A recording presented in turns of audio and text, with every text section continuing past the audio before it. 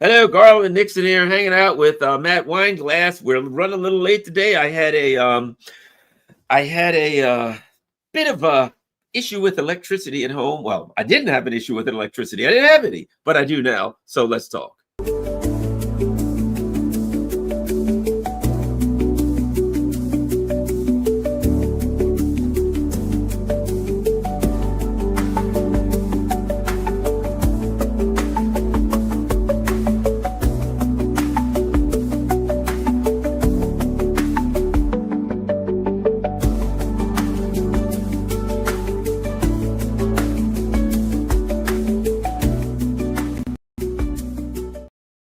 Hello, Garland Nixon here, hanging out with Matt Weinglass.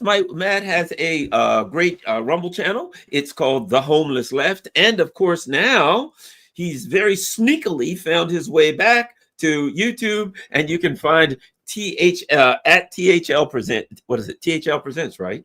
Yes. Yeah. And shockingly, I don't know how we did it, Garland, but we called it the burner channel. We got enough engagement on it in the last we've been doing it for about 5.5 months, and here we are. We just got approval for monetization. I can't even believe it happened. So I know why. Because they can't demonetize you unless they monetize you first. So there you go. They're going to monetize you, and then as soon as you put something out, you say, vaccine demonetized. Yeah. So obviously we're excited, but we're cautiously going forward. We're just kind of day by day and just trying to be careful and stay ahead of it. But we can't do it without the people watching and engaging. So we appreciate all of that, and we're going to keep going. So everybody at THL Presents on YouTube, go over there, find Matt Weinglass's good works, and make sure you subscribe. All right, let's go. I apologize to everybody. I was power outage, and it is what it is, but we're here now. Anyway, the universe wanted us to talk this time, not earlier. Let's get started. So let's start with false flags. I smell a false flag in the air. It's everywhere. My spider senses are tingling, right? There's always one. I used to be when I used to work on a hovercraft, and I was also an engineer. I was trained to, repair the hovercraft. And because of it has this gigantic prop with all these micro vibrations, screws back out, things come apart, right? And we used to have a saying, there's always something wrong with a hovercraft. It's just a matter of finding it, right? That's the way it is with false flags. There's always a false flag afoot. It's just a matter of figuring out where it's going to drop next. And you have some suspicions, and we could be real close. Give us your theory about a potentially imminent false flag. Okay. Yeah. So we've been looking at this for the last month, Garland, because we've had a few things coming to us on our show, The Homeless Left, when we first got word of and it's from multiple places that are not necessarily related to each other. So we have to look at each one individually. But the first one that came, in our awareness was when Dr. David Martin, he came on our show about just under a month ago and showed us it was this pamphlet, and we have it up. It's available on my Twitter. You guys can go to Matt Weinglass on Twitter, and I have it pinned there. The actual PDF, it's 170 something page. It's called the National Blueprint for Biodefense, and the manual it breaks down an actual simulation that was conducted in April of last year. That's 2024, discussing a hypothetical event that would take place, I guess, this weekend on the 4th of July. So isn't that when they're having the next No Kings, shall we call it a mock protest? It's No Kings 2.0, more billionaires funding that one. That's one thing people are going to be in the streets about on Friday. And I always have to qualify this. You never want to. We don't punch down at the people. They're in the streets for a good reason. But what happens sometimes is they get taken advantage of, and people get manipulated and maneuvered, as we know, because we always follow the money. And I love that you do that on your show, Garland. You always look at who's funding. Let's go to the source. So we know that about No Kings. And yes, we saw that it was conveniently scheduled for this Friday, No Kings 2.0. But that's not the entire story. What we do know is that there's obviously the tensions with Iran and Israel, and Trump maneuvering his positioning, saying we stopped this thing with Iran. We sent We destroyed their nukes and we're all good now, but we know better. There's obviously more going on in that area. But let me get back to Dr. David Martin, because he came on our show, showed us this pamphlet. In the manual, it discusses an operation that would be happening on the 4th of July, which it doesn't say that we're causing. It's not saying we're causing a false flag. It's saying an unknown enemy is going to release a virus on this day, on this Friday, and that virus will then contaminate several 100,000 Americans. It's talking about actually killing a lot of them. So the number they put on this that they're going with, and again, this is a simulation. This is we just have to be careful, cover our bases, just in case one of our enemies decides to do this. This is how we're going to respond. And so the number they came up with was 280,000 Americans dead. We're talking 400,000 additionally will be infected.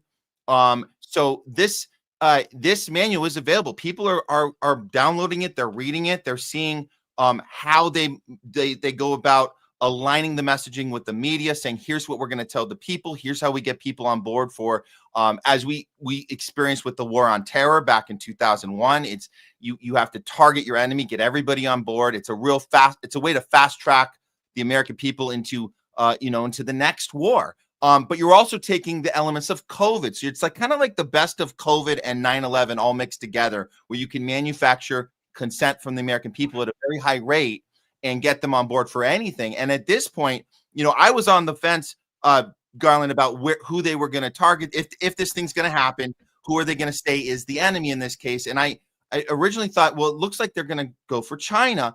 Then I was like, wait, no, this could be an Iran situation.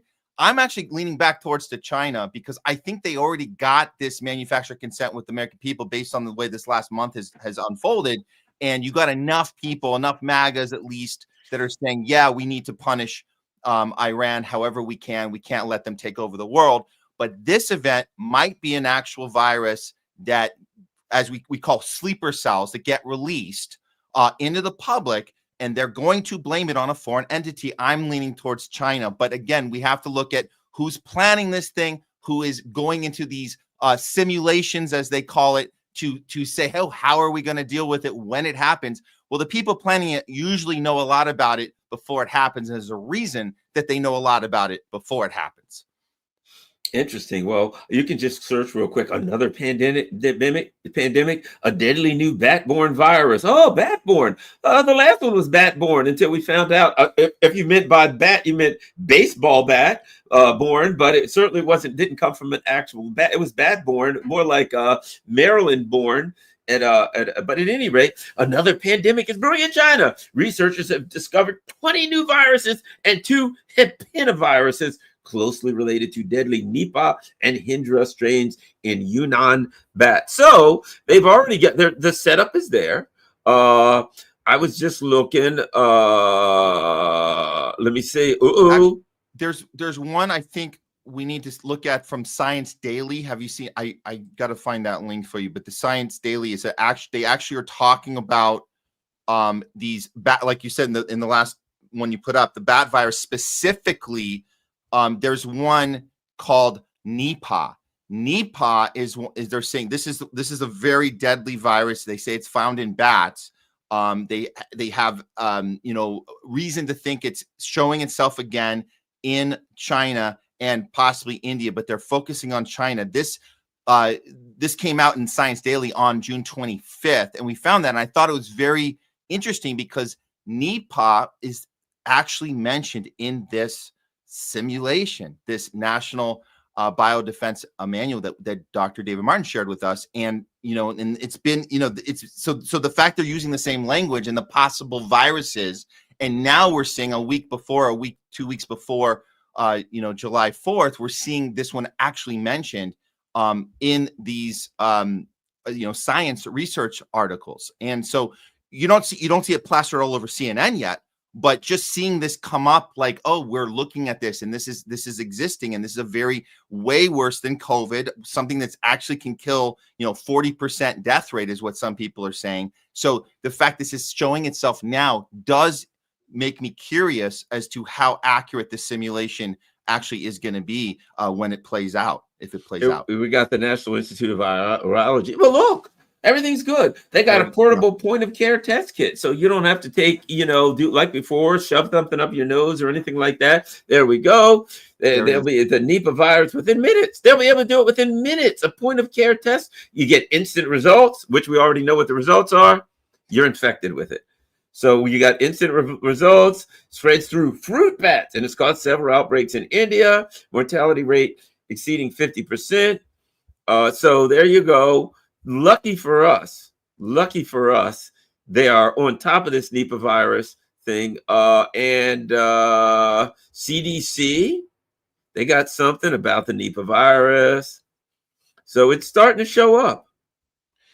It is starting to show up, and we're not trying to do some fear campaign and everybody get duck and cover. Russia's sending the nukes. Get under your desk. We're not doing that. We're saying let's learn from what we learned from during COVID. Let's apply the knowledge that we have, all this new knowledge about immune health. This is the important part. I tell people this. We can look into how we can help our immune system if something like this does happen. It's going to be the same stuff. We know the drill. We know about zinc and vitamin D and C and we know about ivermectin. We know about so there's these things that we can apply in this case, and then just do some more research. I think everybody out there just needs to look into this for themselves. And you can go to my Twitter and download this PDF. It's there, everything in there about this simulation that took place in April of 2024, and they go through this. Here's the protocol. But if we are ahead of the game, and just in case, there's a Nipah virus breakout, we're already ahead of it. We already know what we can do for ourselves. And we already know not to fall for the, get your, line up and get your shot. And we'll go back to normal in, 2 weeks to slow the curve. We'll already know that. And we'll also know not to get mad at foreign countries who are trying to stop our democracy and are saying death to America. Like that's the other thing we're not going to fall for again. So we just need to learn from those lessons that we've already experienced in the past. That's my I'm looking. Yeah. Where on your Twitter account is it? If you go to so it's on Matt Weinglass, the pinned one at the top. Clip from the most important interview we've conducted. So if you get on that one, National Blueprint for Biodefense. Yeah, so we've had download and share this. There you go. Yes, there it is. Moly. We've done our part on Homeless Left. We got 500,000 people have seen. We put up a 5-minute clip, and they've shared this out. And I think it's because we shared. It's not because the clip is so great. We actually have a sound problem on it. I actually think that's hilarious. The one thing we got, like 500,000 people have seen this post we did. It wasn't about our conversation. It was about the fact that this link is available. We gave it to people. You can download this. You can read it for yourself. July 4th. It's April 2024. Yes. If you go to page 9, that's the big one. Okay, and then, the staff is all there too. You can look at all the people. And Garland, I know you like to do this. Look at the people above that are tied to this and the things that they've been tied to in the past. There's a lot. We can really break this thing down. But I think page 9 is when you really get the details of the quote unquote scenario. Here's the scenario. There's scenario. The full paragraph right in the middle there, where the chair is saying they're calling this hearing. Okay, here we go. Yeah. I called this meeting on the Joint Inquiry Order 9 weeks ago. Some nation or terrorist group, we still do not know who, attacked the nation's capital and other U.S. cities with biological weapons as we celebrated Independence Day. 280,000 killed, 400,000 throughout the country. And 400,000 infected, in addition to 200,000 dead, 800,000 sickened animals. These numbers will increase as disease spreads. Many of our own colleagues, blah, blah, blah. The coordinated attacks in allied nation killed tens of thousands. We are now hearing the terrorists conducted smaller scale attacks in American cities and localities. Nipah virus caused the disease. There it is. There's your Nipah. And I didn't look at that part closely because I guess I felt like they could really make it anything. But then when I saw the Nipah thing come out in the Science Journal, I was like, wait a minute. What's going on here? Now listen to this. So this is awesome. In this particular exercise, right? Here's what they say. Okay. This is why, right? Our adversaries took advantage of, look at this. our failure to conduct sufficient biological intelligence activities to indicate intelligence activities. In other words, they didn't watch us close enough. They didn't censor us close enough. Yeah, it's our fault. It's always our fault, right? We didn't lock down hard enough. More weeks to slow the curve. It's always our fault. Yes, exactly. Our failure to make biodefense a top national priority. It's interesting that the first thing they say is our failure, it was caused by our failure to eliminate the vulnerabilities revealed during the COVID-19 pandemic and our failure to conduct sufficient biological intelligence activities. One could look at this and say, this exercise was basically saying, all right, guys, this is what we need to do so that they could crack down on us more. And of course, go after, the crazy unvaccinated people and people like that need to be put into, look, there were failures of prediction. The diplomatic, intelligence, law enforcement, and military communities have failed to, listen to this, discover intent. They failed to do pre-crime work. They failed to find that people like Garland and Matt had intent to do things that, well, of course we didn't do, but you've got to be arrested because you failed to discover intent and provide advanced warning. Yeah. Wow. Yeah.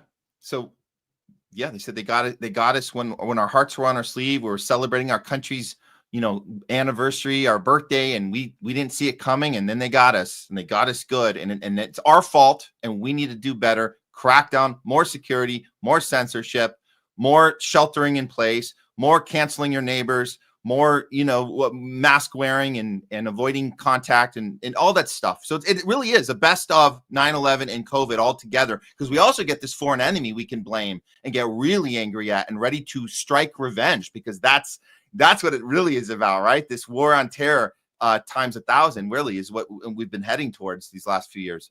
So they've got recommendations, of course, strong leadership from the White House, blah, blah, blah, national biodefense strategy, the federal government engaged in, and listen to this, both biodefense policy and technological developments.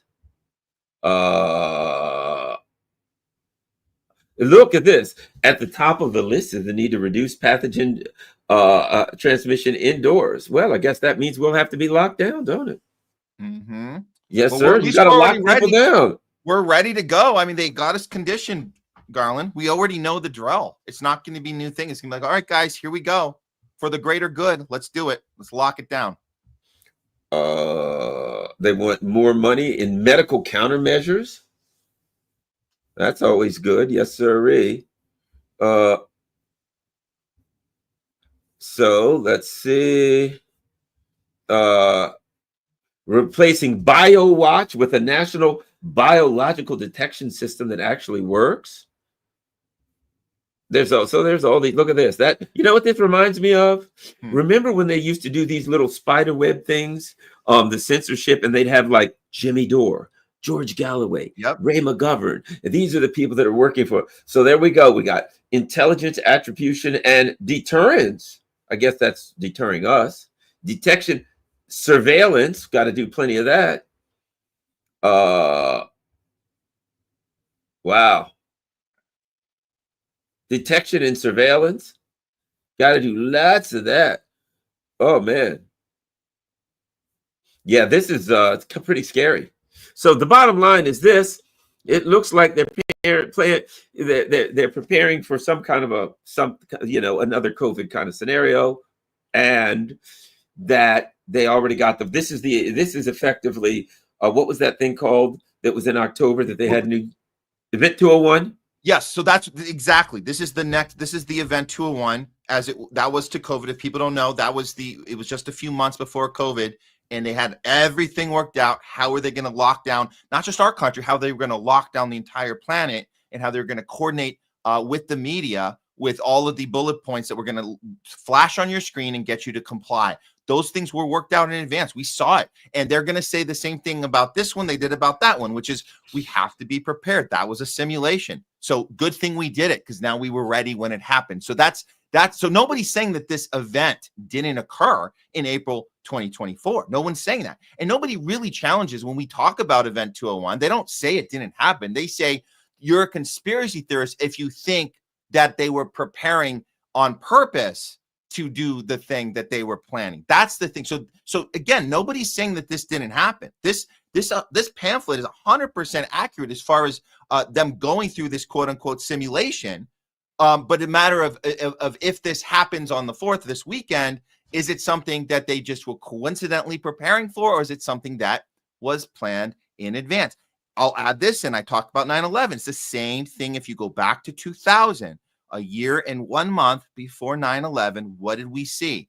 The project of a new American century. That happened in August of 2000, and that's where everybody gathered together, the Bushes, Cheney, Rumsfeld, Wolfowitz, the whole gang got in a room, and they said, how can we get people on board the public consent for war in the Middle East? What can we do? Well, it takes many years to get that to happen unless there's another Pearl Harbor. That's what they said in the meeting. How do we, it speeds up the manufacturing of the consent if you have an event like Pearl Harbor.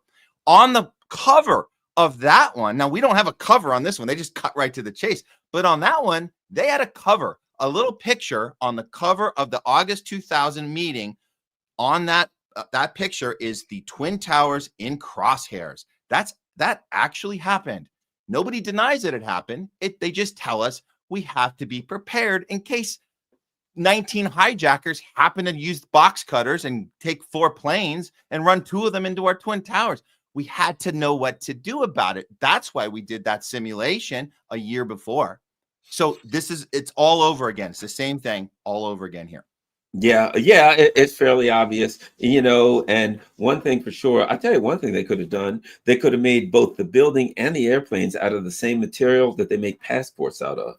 Because apparently the only thing that survived a blast of a plane with 3,000 degree burning heat and flames is a plastic passport. For some reason that flew blocks down and landed not on top of a roof. It wasn't covered in the rubble. It wasn't, blown to pieces instantly like every other passport on the plane. Everybody else in there, their passports along with them. I mean, let's face it.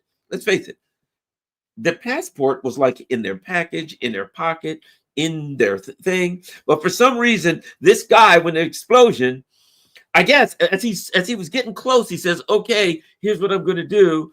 I'm going to open my thing and take my passport out and hang it out the window just before we hit the building and let go. So it, like a leaf, trickles down to the ground. That was the one that I always thought that was the most interesting point. It must have been lined with adamantium. I think that's the Wolverine. Yeah, that's right. Reference. But that's the only way to survive. But this is when people don't talk about. Well, so the passports are like, for some reason they're invincible. But why would you need a passport for domestic travel? That's an interesting one. You weren't going out of the country. Why do you have a passport on you? Nobody thought about that one. Just another tit for tat. Yeah, no, he's got a passport, and where was it? Yeah, I'll put it like this: you're flying the plane. This guy's flying the plane. He's at the very front of the plane. The plane hits into a building. He would be mushed to hell, and everything he has would be mushed to hell. And maybe let's just say it's in his carry-on and it's back there. Okay, fair enough. That's mushed to hell and burned. For I saw with my own eyes. Something blew up, allegedly a plane. I don't know anything, but I saw it look like a plane hit, and I saw a ball of fire. And I'm to believe that not on the outside of the plane, it wasn't taped to the outside of the plane and blew up and went flying. It was inside, deep in the bowels of the plane. This is the not conspiracy theory version that we're supposed to believe. And I tell people, look, we have plenty of questions still left over from that event from 2001, plenty of questions that haven't been answered. And the thing that we're made to believe is go with the story they told you. The story they told us sounds to me like a conspiracy theory. That's what that sounds like. We're trying to answer questions, so it's not so much a conspiracy theory, but anything's really technically a conspiracy theory if more than one person plans something. That's so by definition, they're just calling people names and telling them to shut up. But we have plenty of unanswered questions about that. And I'm glad we're still asking them. And I'm glad we're still asking them about COVID. And we need to do this. People say, that was a long time ago. No one cares anymore. No, of course we care. We're talking about events that could be in the future. And in order to prepare for those events, we have to learn from the past and we have to apply those lessons moving forward. And that's why we do this. I tell you where the preparation was. This was part of it. I believe this. Do you remember just before Trump came in and there was all these drones flying all over the hell place? And people were like, what are the drones? Are they aliens? What are they? And the government came out and told you. They said, we don't know what they are, but whatever they are, they're not violating any law, any laws or anything like that. So you don't know what they are, but you do know that they're not violating any laws. FAA laws. But you don't know what they are. And they were seen over, and many were seen over U.S. military bases. And I'm like, okay, so you don't know what they are. They're not violating any laws, but they've been seen over military bases. Well, the only thing that's allowed to fly over military base is a military plane, a military aircraft. So if they are in fact flying over military bases and they're not violating a law, that only means that they have permission to do it. Otherwise, they'd be actually violating the law, right? Okay, here's my point. They were flying all over the place. I just get a feeling that this was part of some exercise. And who knows, July 4th, when the two arch-Zionists, Leah Greenberg and Ezra Levin, who are running this the No Kings 2.0. Yeah. Oh, good old Leah Greenberg, who, might I ask, who'd she work for? People forget. Okay, she's doing this thing. She worked for Tom Piarello. Tom Piarello was the CEO of Open Society Institute. That was her boss for many, many years. And now she's running her and Ezra Levin are running this whole No Kings process, and people think that it's on the up and up. I mean, it's like, isn't it enough? Like, I mean, you're doing the work. You're showing people that this is where the money's coming from. This is who's backing these things. Again, we're not trying to punch down at the protesters. Just understand that if you're showing up to a let's stop the king, let's stop King Trump protest, and you're not allowed to have a sign about stopping NATO. You're not allowed to have a sign about Free Palestine, because that's a hate crime in and of itself, right? Just having a Free Palestine sign means you're trying to kill Jews for some reason. I don't know how we got to that point, but if your protest itself is saying we don't want to align with groups that are about peace in the Middle East, that are about Free Palestine, or about these things like ending NATO, one of the biggest terrorist organizations on the planet. If your protest isn't doing those things, there's a reason they're not doing those things. And that should be the most concerning thing if you want to get in the street right now. If you care about how crazy ICE is being right now, if you care about the big, beautiful bill that is about to go through the House again and actually go through, if you care about those things beyond it's affecting my Social Security, which is important, but understand that most of that budget is about military. Most of that budget is about Palantir. Most of that budget is about surveillance state and AI technology that's going to be used against every single one of us. And if you're not allowed at your own protest to be angry at those things and align with groups that are angry at those things, there is a major problem. Well, I mean, you've got literally a genocide going on, and Ezra Levin and Leah Greenberg, two arch-Zionists, are controlling the protest movement in the United States. Yeah. And somebody had controlled opposition. This ain't even opposition. It's controlled, but I would look. What do they say? No kings. Oh boy. Well, there's a genocide going on. There's wars going on. I know no thrones, no crowns, no. What the hell does no crowns, no thrones, and no kings mean? We already don't have a king. We already don't have a crown. We don't have a king. And there we go. Here's what he says: millions rise up in America to say. In America, we don't do kings. Could they say we don't do genocide? Not according to Ezra Levin. Could they say, well, we don't do, I don't know, something, war against Iran, Ukraine? No.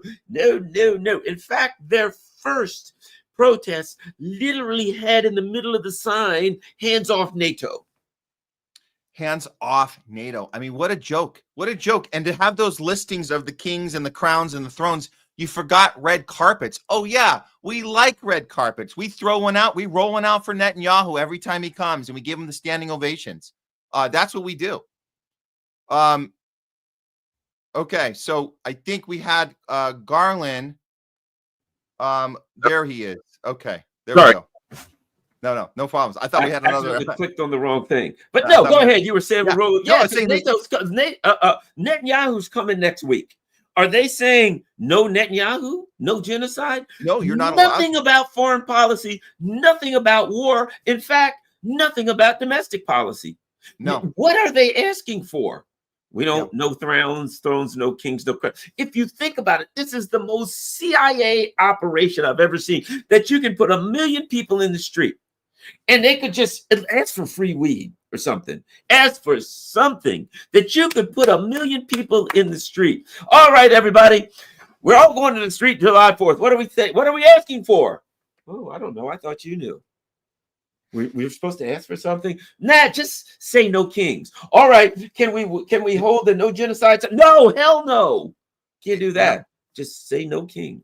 It's a feel good. That's all it is. It's a feel good about all the feelings you've been feeling. If you think that, you know, if you thought Trump was the next Hitler this whole time, this is a way to let those feelings out. That's what it is. It's taking advantage of people's feelings. But like you said, there's no actual call to action. What's the call to action? What is the thing? You're trying to impeach him? Okay. Well, show me that. Where's that going to lead to? Do you want the impeachment to work this time? Because it didn't work the last 2 times.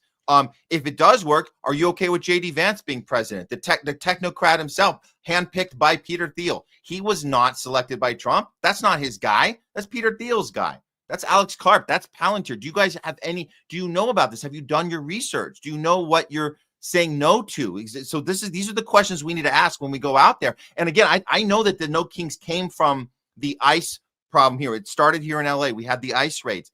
People don't know ICE is also tied to Palantir, all the technology that was used to target people, and they're still doing it here.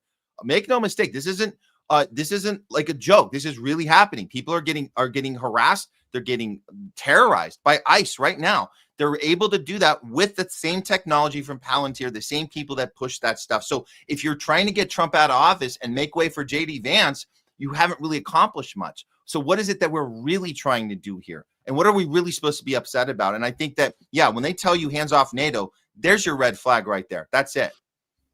Yeah, you know, one of their, we're not going to spend too much time, but one of the things I would tell people to do is go to that nokings.org and start looking at all of their alliances, right? Some of them are actual organizations, but some of them, there we go, 350 Action. And you'll notice like all of these websites look like they were made by the same people. And they're all the very, you know, diverse. And look at this, introducing our cities. So this is one of their allies, introducing our cities, our roots. What does that even mean?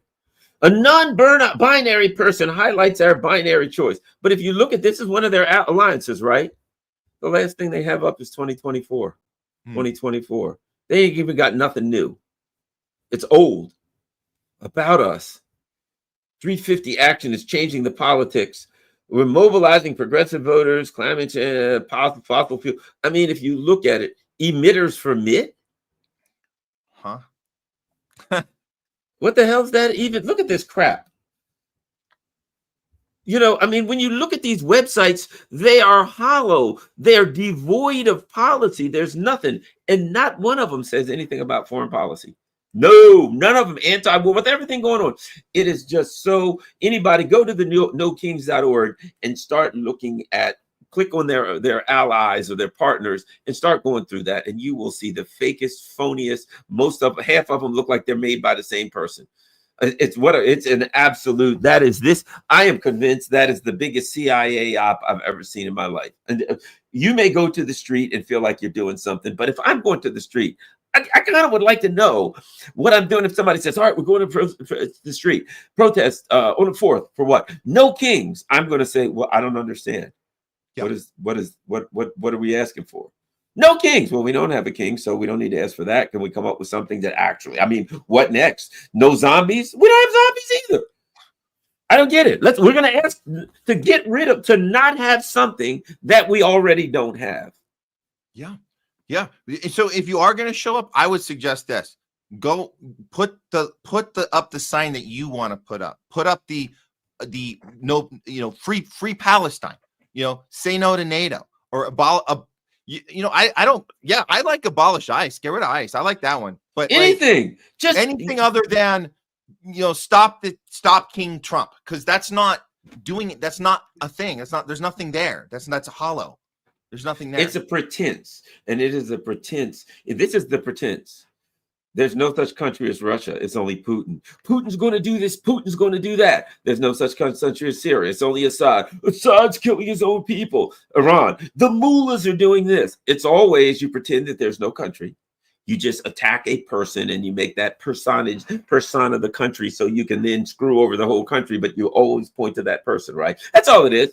Really? Yeah. So before Trump, there was no wars. They weren't doing anything bad to the Palestinians. They were treated great. Everything was wonderful before Trump. And if Trump goes, then everything will be perfect. It is absurd, absolutely preposterous. Let us continue. I think we had a couple other important things that we had to deal with. Bob Vylan. He's the guy that was in, I never can remember the places, Glastonbury or Wolverhampton or one of those places in England, wherever the hell. He was in one of these English towns and he was yelling, death to the IDF or whatever the case may be. He was set to do some concerts here in the United States. And as I said, they couldn't let him come here because can you imagine the size of those concerts? He like Michael Jackson and Madonna, go to the back seat, buddy. They wouldn't get I'm there. I'd go. If Bob Vylan was here, I'd have to go. And I'd like carry a Palestine flag or something. There'd be millions of people here. And what does the government say? You can't be having First Amendment rights and people watching and hearing, listening to music they want to hear. That's unapproved by the government. Yeah. This was an interesting chain of events that happened because I agree. I didn't really care to pay too much attention to Glastonbury. I guess it's this 4-day music festival that takes place. But this drew a lot of attention, and the reason is because the Free Palestine, we can only say that so much. And so what's going on is you have Bob Vylan getting on stage and saying, we're going to go even further. We're going to call out the terrorist organization, which is the IDF, and we're going to call for it to be disbanded, for it to take it out. So he called for, when you say death to the IDF, that was a call to end this military terrorist organization. That's what that is. And I think the part that people miss is that the crowd was 100% behind this, and they're all holding Free Palestine flags. Now, look, you can argue, is that the best way to maneuver the messaging? Isn't that going to get some pushback because it's inciting violence? We hear all that. But the real thing that comes out of this incident is that we are showed exactly what happens to people who challenge military, who challenge this war machine. If you challenge that, you get punished. Now, you can do anything you want as far as saying death to Islam, death to Arabs.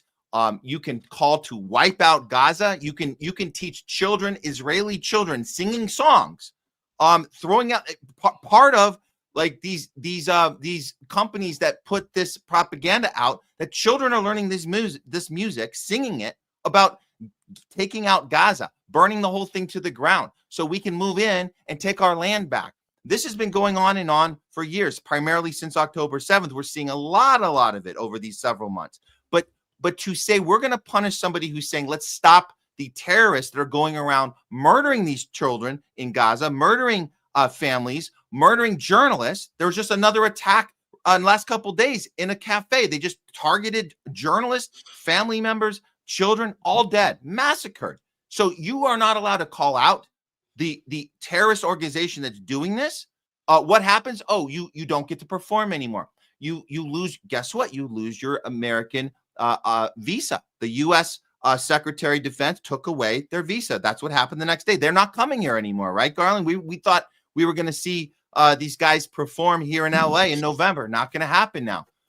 So there's punishments for that. On top of that, UK has issued. The police are now investigating criminal activity behind this chant that was done at the festival.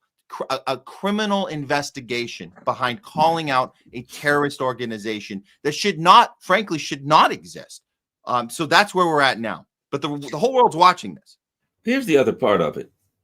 Benjamin Netanyahu comes Monday, a man who's wanted by the International Criminal Court for war crimes and crimes against humanity. So, in America, if you actually commit a genocide, if you call the people Amalek, right, which basically is saying, this old Testament stuff about killing everybody, men, women, and children. So if you call for the murder of men, women, children, you order your military to kill men, women, and children, and they do it, you can come to the United States. But if you say stop murdering men, women, and children, and you say we should disband the organization that's killing men, women, and children, you can't come to the United States. That is how absurd. That tells you about our government when Bob Vylan can't come to the United States because he opposes a genocide. But how many standing ovations will Benjamin Netanyahu get when he no, don't count the standing ovations. When he goes to Congress, it's one long standing ovation, and they just stop every once in a while. And instead, they count that's like actual standing ovations. Oh, yeah. We should be counting the breaks, not the actual ovation, right? It's one ovation with breaks in between. Yeah, that's what that is. This is very disheartening seeing this play out. But we're not surprised. We're not surprised by the outcome when we see, the results of what happens. You're made an example of. But Bob Vylan stands behind this 100%. Doesn't have any regrets. Says we're doing this is what's called being on the right side of humanity. And I talked about this. I was on Fiorella's show, the Truth Wire, earlier, and I talked about how I had this idea that it seemed to me that when you look at like all the Nazi films, I think you'll appreciate this because we see so many Holocaust movies and World War II all constantly getting whipped out here in Hollywood. And when you look at one like Inglourious Bastards, and you think like, okay, Tarantino got a lot of praise for doing a World War II story where an alternate reality where there was a team of people that went into, their goal was to take down Hitler and kill as many Nazis as possible. And in this alternate timeline, Hitler gets killed and the audience applauds. Along that way, there's a character played by Brad Pitt. And Brad Pitt, his whole call to action is, I'm here to kill Nazis. I'm killing Nazis. And the whole crowd, everybody that sees this movie is just, they're raving over this. This is something that feels good. Like, hey, this justice is being done here.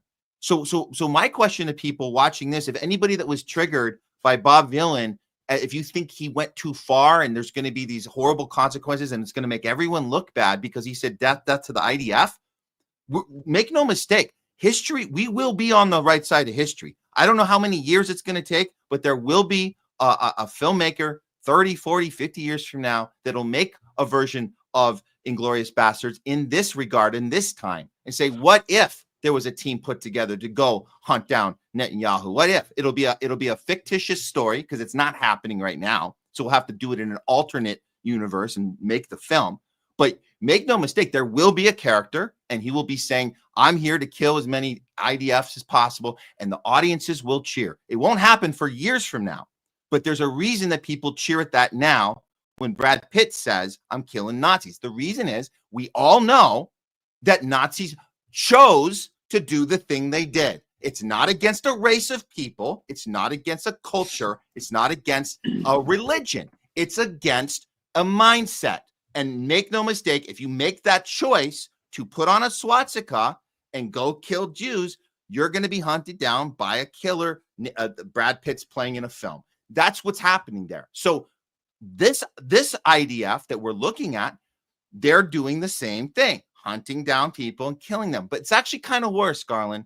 In a one way, you'd say they're showing it off publicly. They're posting about it on Instagram and TikTok. How interesting. Because I don't know if Nazis, at least they were self-aware that the world would not like seeing the stuff they were doing. And they're a little low-key about it. So these people are gloating about it. And so to get on a stage and say enough is the least we can do right now, being on the right side of history. I already got the movie. It's the next Predator movie. You know how the Predators always go to an area where there's all kind of wars and battles going on because they like all of that? Okay, a couple Predators drop into the fighting in Gaza and all of that, and you know the IDF soldiers are going around, and the Predators come in and just start taking out IDF soldiers. You know how they like to take out soldiers and stuff like that. They just boom, and they decide to go all the way to Tel Aviv. So that's the next one. The Predators. Predator versus the IDF. I think we know how that one works out. I like all it. Right. Now, there was another one. We got all kinds of stuff to talk about here. Ha ha ha ha ha. MAGA. People like me thought Obama, he came in and he said hope and change. He had a beautiful family. He was an extraordinary orator. He said all the right things. I thought, hey, I think this guy may be okay. Maybe he's taking us in a different direction, blah, blah, blah. It was all a fraud. He was just a puppet for the same people who they just found a nice brown puppet this time with a family and children and oh, great. We got a different, version of puppet. The last one was vanilla. We had a butter pecan puppet. This time you get chocolate, right? Okay.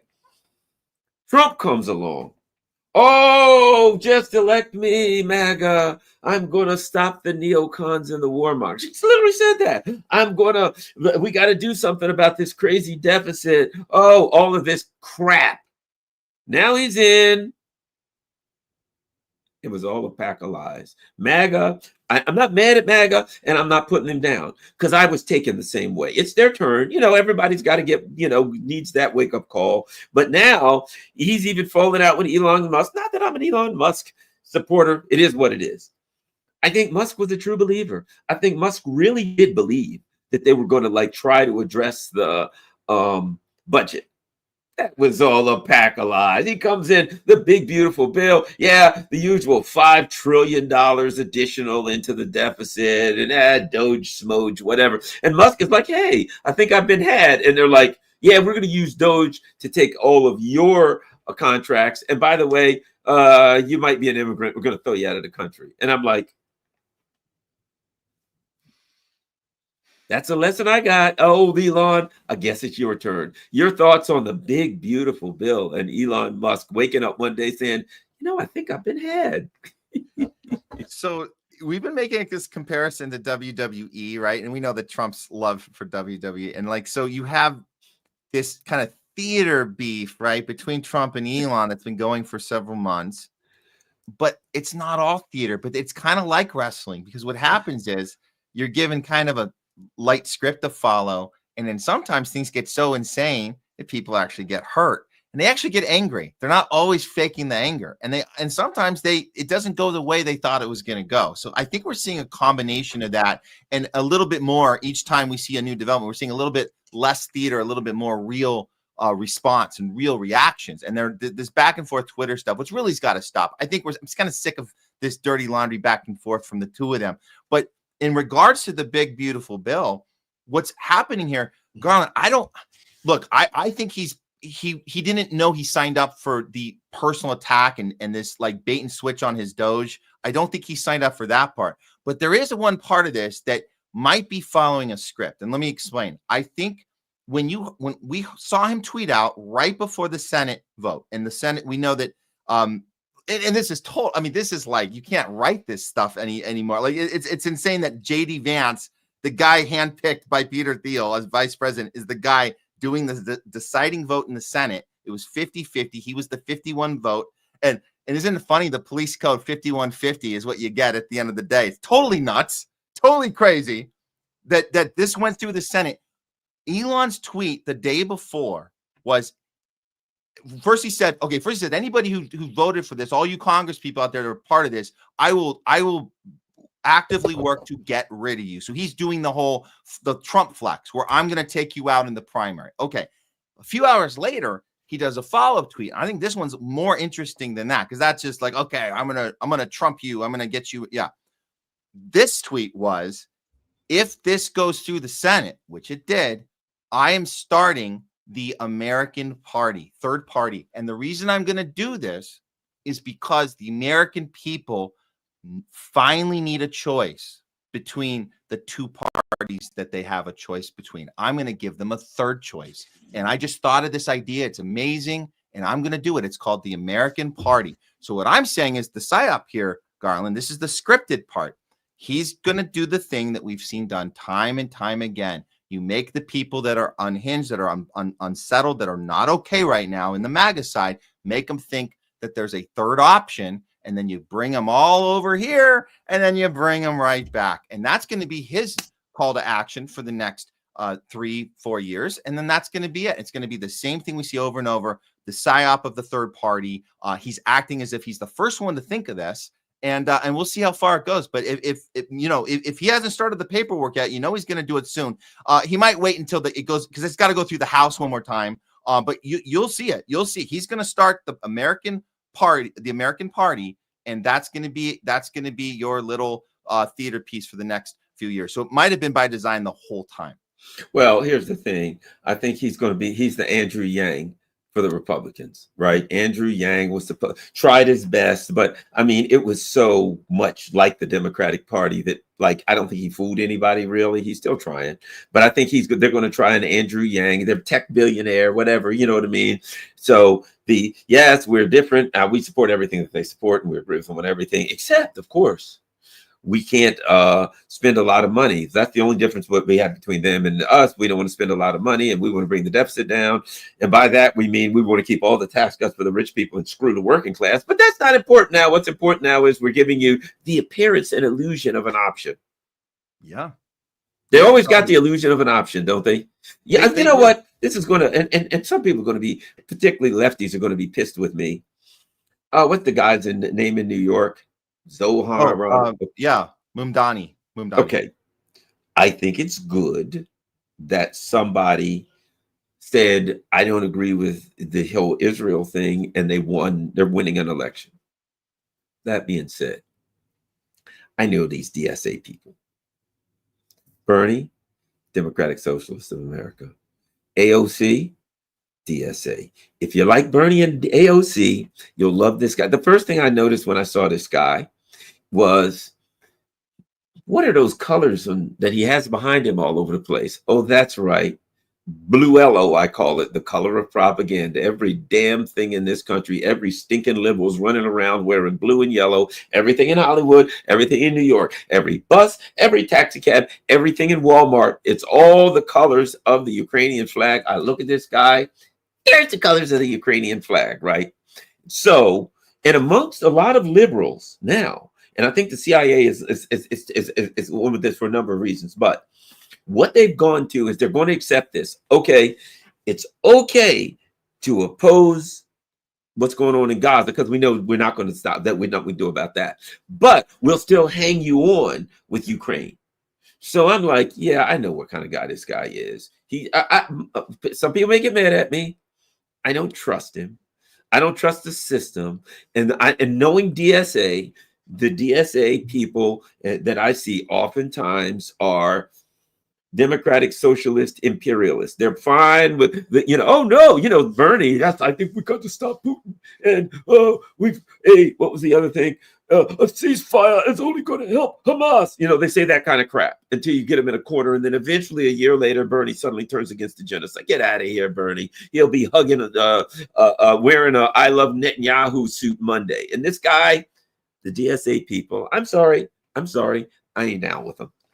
No, your concern is definitely it's legit. It checks out. I mean, we've been looking at this guy and like, yes, so let's just say on one hand, yes, there's these feel good moments that are, we can call them little breadcrumb moments or little mini tiny wins. I mean, it was nice to see him answer that question on the debate stage, the one the little speed round where it was, where's the first place you're going to go visit when you become mayor? And he's the only one that said, I'm going to visit the people in New York because that's who would be voting for me. And I'm going to go to them. And they were like, oh, how dare you not say Israel? Everyone else said Israel. Okay. So we had a really nice moment there, connected with the voters. That's great. There's been a few other little moments as well. But at the end of the day, I mean, you're 100% right to be skeptical, Garland, because and this is what I'll ask people that get angry on the left. I would ask them, okay, what is being accomplished right now? And he's not even in office yet. He won the Democratic primary officially. So that's a win, I guess. We'll call it a win. But what is being accomplished right now? What you have is a bigger divide than we've ever had. So that's on purpose. What's going on is that on the left, you have people very excited. The party's finally listening to the people. They're moving to the place that we've always wanted to be. We didn't want to be hanging out in the center here. We wanted the squad to be stronger the whole time. We wanted Bernie to be strong. Well, now we got some strength coming from New York. This is good. So people think that the party's listening to them. This is how you reel people back into the Democratic Party. What's going on the right? They're having panic attacks like you've never seen. I mean, this is insane. They're not just calling him a a left-wing radical commie. It's worse. They're calling him a terrorist sympathizer. They're saying that this guy hates America. This is all the worst critique you could ever have from whatever name they called Bernie, whatever they called AOC, whatever they called Obama, all mixed together. But you have the extra amplification because of the situation in Gaza, because we have people on the street that say free Palestine, and people on the right think that that's a hate speech crime. So with all that said, what is the result? You have more division than ever. You have distraction. You have people on the right looking at New York thinking this is the end of the country as we know it.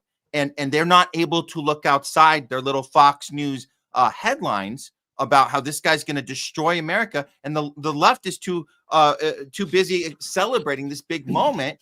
Nobody's looking at the military industrial complex. No one's looking at NATO. No one's looking at Palantir. No one's looking at what's really in this big, beautiful bill that's going to screw us all. So this is the exact distraction they want us to have. And you and I know better because we've seen it happen with Obama. We saw it with Bernie and we saw it with AOC. So it's the same old, same old. So let's put the champagne, back in the cabinet. Yeah, look, meanwhile, here's one. While we are looking at this schmuck,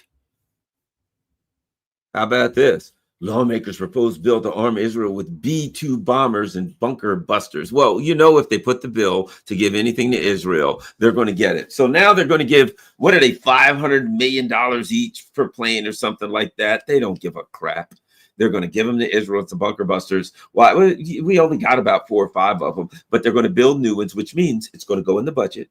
That's another $1 billion, maybe 2. By the time they get finished that, they're going to give 2-3 more $1 billion in money that, is going to come out of our pockets to go to the war machine, whether they ever go to Israel or not. But so while we're looking at this guy who, okay, he's opposed to Israel, but he's running for mayor of New York. He's not running for Senate. He's not running for House. He won't have a vote on anything that has to do with Israel. He will be dealing with buses and trains in New York, right? So even no matter what he thinks, which is great, I'm glad to hear somebody say that, and we see this vote, blah, blah, blah, blah, blah. But in the material reality, he's not part of a political entity that has anything to do with passing legislation or making votes on anything to do with Israel. So we get a warm feeling. Oh, this feels great. This feels wonderful. His wife, Syrian artist, yes, who was like a big anti-Assad person, which just happens to align with the CIA. So interesting, his wife's positions aligned, have aligned with the CIA's expensive, dirty war to take out Assad in Syria. I'm just saying, I don't trust any of it. Yeah. And if you like, as far as I'm concerned with DSA, if you like Bernie, I loved Bernie when I thought he was real. I thought AOC was real. And now that I see both of them are just, props for the whole charade, I'm like, it's almost like I keep feeling like what they want to do is give us something that people have lost hope. They're like, the Democratic Party's done. They're screwed. They're finished. There's nothing. This machine is done. They want us somewhere to have hope, but they don't want that hope in Congress as the mayor of a city. Meanwhile, it drives the MAGA people insane so they can go completely bananas, and they won't complain about the big, beautiful bill that's screwing us all and raising the deficit because they're so busy going berserk over the mayor of New York City. I thought they were federalists, and I thought they believed that any city should choose their own leader and that the federal government should have nothing to do with it. But apparently those conservative principles don't apply anymore. Yeah. And the other thing is I think they're getting so good at this, Garland, that they're fast tracking the response to this guy before he's even, I mean, we're not even close to November. He got he got the primary. He's the official Democratic nominee for mayor. Okay, great. But he still has to go through the primary. He has to go up against an independent. It's most likely going to be Eric Adams. The point is, we're already seeing money being funneled into hate crime funding. So they're doing that right now in New York. And you got people like Jonathan Greenspan, the guy, the head of the ADL. We got him just mouthing off about this guy. We have to get on the same page. He needs to contact us immediately, and we need to start getting some extra money into fighting anti-Semitism. That's the biggest problem, and he's not even in the position yet. So we're already seeing this, and he has to go do rounds on all these shows. We're seeing him show up and go, "Yep, I do know how important anti-Semitism is. We have to make that the number one issue, specifically in New York." So we're already seeing the money going into that, whatever those hate crimes are. That I'm not hearing about the actual hate crimes. I'm hearing about people thinking it's a hate crime mindset, but I don't see the actual crimes being committed. I just see it's a mindset that they're afraid that there might be crimes committed. So let's put more money into stopping them. Yeah, there we go. So now Trump, okay. Donald Trump, you're committing to genocide just like Biden did. You've stabbed your supporters in the back. You lied to them. You schnookered them, and now you're doing everything you told them you not to do. And thankfully for Donald Trump, this guy comes along. So Donald Trump, when everybody goes, "Hey, wait a minute, that big beautiful bill, that ain't what you told us," and you know what Trump's going to say? "Hey, look over here, Zoran Mamdani. Oh yeah, that's right. He's a commie, an Islam guy. He's just everything you hate. Oh, thanks. I'm glad we're on you. Point me in the right direction of how to hate, who to hate, how angry to be met." They play off our emotions. They get us pissed. They get us angry. You live in Alabama. What the hell do you care if Garland Nixon and Matt Weinglass are the co-mayors of New York City? It's none of your damn business. And who gives a crap? You don't like New York City. You're not going to New York City. But they got you excited. That'd be like them coming to me at my house, and I'm excited, I'm angry, and I'm furious over who becomes the mayor of Rat Crack, Kentucky. I don't care. It's your town. Do what you want. It's worse than just getting people angry. Trump's doing that thing he's so good at. He just says the most outrageous idea, and then he pretends he didn't, or he backpedals it like it's something. He has like a little smirk. He said we're going to look to get him arrested. That's now, I mean, this is what he's talking about. Arrested for what? For being a communist? That's what he's saying. We have to keep an eye on this guy and have him deported. So it's like, wait a minute, what's going on here? So you're already the deportations and if you're an undocumented, you're illegal, you're out of here. And then it's just like, we're going to start clamping down on U.S. citizens. You're talking about a Democratic primary winner for mayor of New York City. You're talking about having him arrested and deported for being a communist. Well, did we not learn from we lived through this? Or past generations, we've lived through this blacklisting people and name some names. If you're not naming names, you're out of here. Like, what are we doing? How are we letting this happen? How are the people on the right okay with this? It's because, like you said, Garland, they run off of their own fear, and they're waiting to be told by whether it's Fox News or Trump himself what to be afraid of, what to be angry at, and then you're distracted by that fear and anger as by design. So then Trump can go back and do the real damage, which is through Palantir and the military, industrial complex, and of course the Greater Israel Project, which is really, these are the real things that are going to hurt everybody, because we won't be here after nuclear war happens. If you got do you have 5 or 10 minutes? Because we got to hit one more of their favorite issues. Okay, sure. RFK Jr. said, "I'm going to come in, and doggone it, we got to get all of these advertisements off the air for all of these, whatever, big pharma ads. We got to stop it." Except now he says, no, perhaps we'll have them lie less.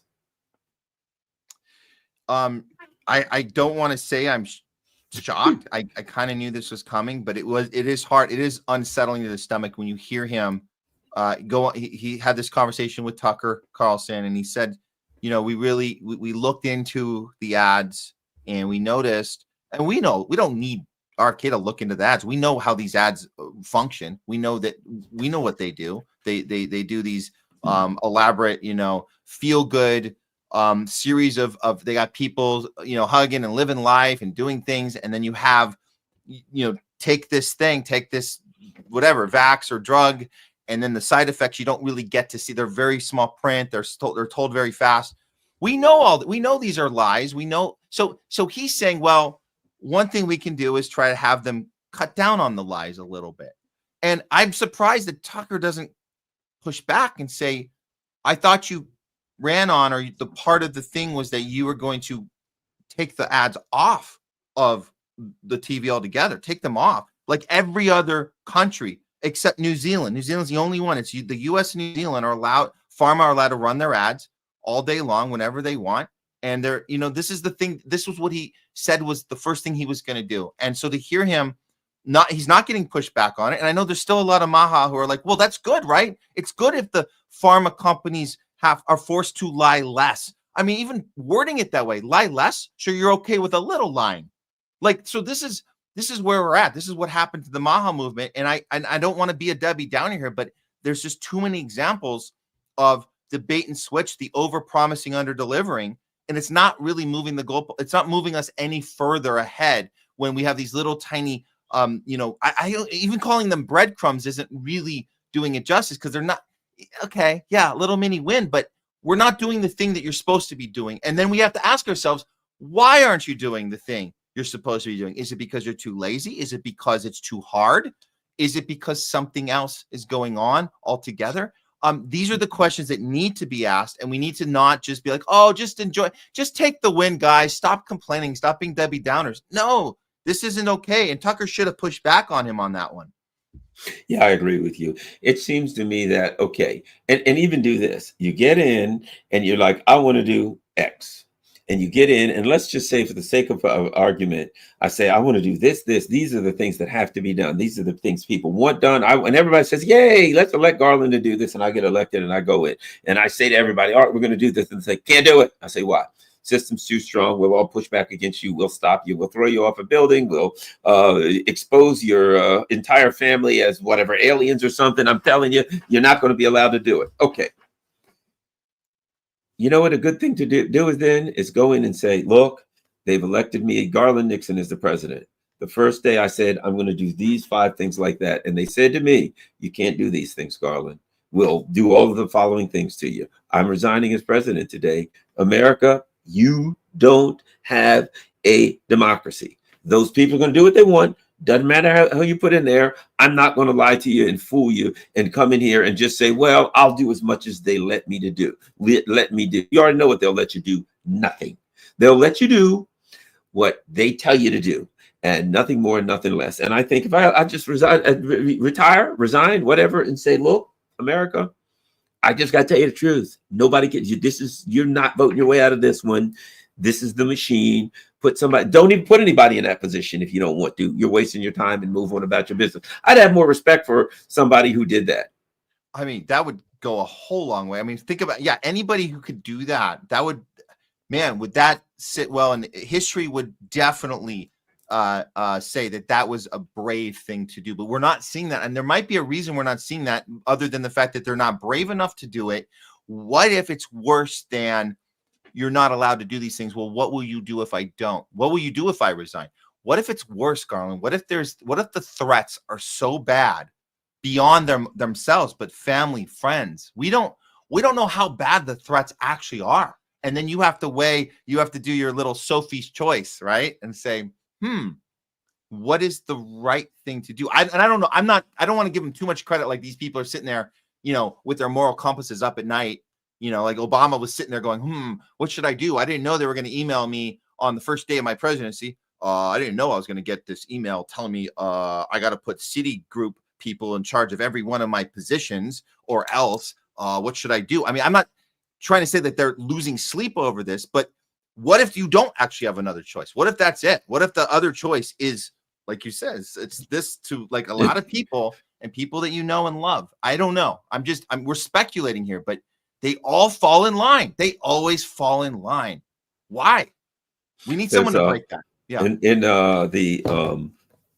like the Colombian cartels, as I understand, started it with, there was a term they had when they would, offer a bribe to someone. They called it silver. You know what I mean? We're offering you your silver, right? And they had a term that when the cartel came to you and offered you a bribe, and it was the silver or the lead. We're offering you a bribe. You ain't got to take it. But if you don't take the bribe, we'll kill you. So you either take the bribe or not. You take the bribe, you're compromised. If you don't take the bribe, you ain't compromised. In fact, your worries are over if you don't take the bribe, literally and figuratively. So it could be that in one way or the other, they're saying, the silver or the lead. Who knows about the Diddy stuff? Diddy did sue. I ain't saying I'm standing for Diddy, I'm for or against him. But, that big company that he made all of that money off of, like the alcohol company, he sued them like 2 months before all of the charges against him started. I just look at Diddy and I say he probably ain't doing nothing and a whole lot of these other people ain't doing, but he pushed back or something against the wrong company. You know how the game is. And that's not a protection of it. In fact, it's not I'm for Diddy. It's that I understand how these people are. And that's all the crazy, freaky shit that they're doing out there. But one of the guys that's doing the crazy, freaky stuff that they're all doing ran his mouth, sued the wrong person, whatever, and he got made an example of. That's my opinion with Diddy. But I think you're onto something with this, because this is kind of the theme of all the topics today, is we have to get out of the bad apple mindset, right? So yes, we don't have to like Diddy. We don't have to like Trump. We don't have to like any of these people. Think about all the list of people we were told, get rid of Harvey Weinstein and Hollywood can go back to normal. Just all these different get rid of this person. Oh, Jeffrey Epstein, great example. He was just a uniquely twisted billionaire who uniquely had an island. It's like, no, look, we're not saying to like these people. We're saying they're part of a bigger problem, which is the system themselves. So rather than going outside on, July 4th and saying down with King Trump, understand that you've been wired to think this way, that the system is going to be back to normal, back to respectable, back to the way we always had it, which was nicely fine-tunedly run. No, that's not a thing. That's a fabrication that we've been brainwashed to think. No more bad apple thinking. We need to start saying that there's something bigger going on, and they're trying to distract us with the one person taking the fall so everything can go back to normal. We're not going to stand for that anymore. We have to look a little closer at these things and say, let's redo the entire system, not just put one person in jail. Yeah, every now and then they give you a goat. They sacrifice a goat. You know what I mean? That's all. Every now and then they give you a sacrificial goat, and it is the scapegoat, which the idea of a scapegoat was everybody projected all of their bad stuff onto this goat. And the goat was either killed or the goat was forced to run away into the forest, right? And then all of your bad feelings and hurts and pains or what anger of everything left. It was all projected onto this goat, and the goat took it all with it, however you disposed of the goat. That's the scapegoat, right? And that's all these people. They give us a scapegoat every now and then we can be mad and we can say all is good now because they got whoever. They got Diddy, they got Epstein, they got Weinstein, they got the guy with the don't get mad at all of these crooks on Wall Street, because they got what was the guy's name? You're talking about the one guy that went to jail for the crash. Was that Madoff? Bernie Madoff. They got Madoff. They got Bernie Madoff. Problem solved. He was just uniquely twisted with his Ponzi schemes. We don't take kindly to Ponzi schemes in our, knit tight capitalist system here that we're very proud of. And if someone does that, we teach them a lesson. No, the system created that. He came out of the system that we are championing. That's the thing. So great reference with Madoff. And they do this every time to us. We have to stop. Yep. We have to stop falling for this. Yeah, Wall Street's one big Ponzi scheme. So it makes sense that they would use that Ponzi scheme metaphor so that we can project all of our Ponzi scheme anger onto him, and then off he would go. I wonder what year it was that he went. What year was it that they got him? 2008, 2009, I think. And it's funny you mentioned it, because I think that Netflix did a little documentary about it, and I think that I can't remember the title, but it was just like, of course, even the title suggests that this guy was a bad apple. They might as well called it Bad Apple. You know what's bad interesting? Apple. 2009. 2009. So 2008, they wrecked everything. Yeah. People lost their jobs, lost everything. The whole economy wrecked in 2008. And they said he defrauded investors of approximately 65 billion, which is pennies compared to what the rest of them did. They sentenced him to 150 years in 2000 and 2009, and he died in custody in 2021. Okay, so here's the bottom line. Everybody was angry at Wall Street. Boom, they take Madoff in.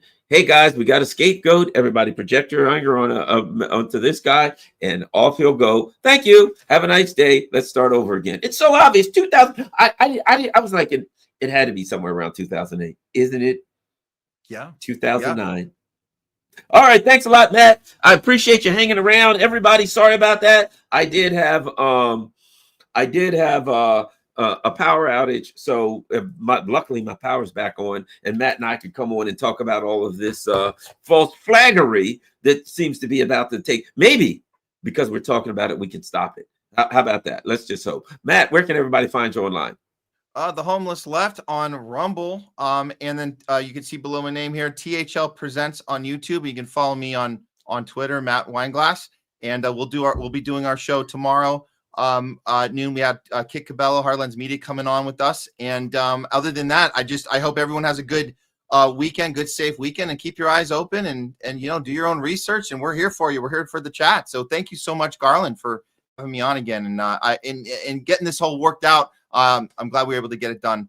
Regardless of the electricity problem. So thank you. And if you go to a protest and you see a bunch of guys walking around you and they have like neatly pressed khakis and blue shirts on and a kind of a plain ball cap, I'm just saying they could be feds. All right, just saying they could be feds. All right, thanks a lot, everybody. Don't forget, follow me on Rockfin, follow me on Rumble, subscribe or whatever, or become a member. You can become a member here on YouTube. Additionally, follow me on Substack. I got my P.O. box if you want to send mail or a donation or anything else. And what do I have? PayPal, Buy Me a Coffee, and Patreon. Whatever the case, the most important thing is that you share this on all your social media platforms. We're out.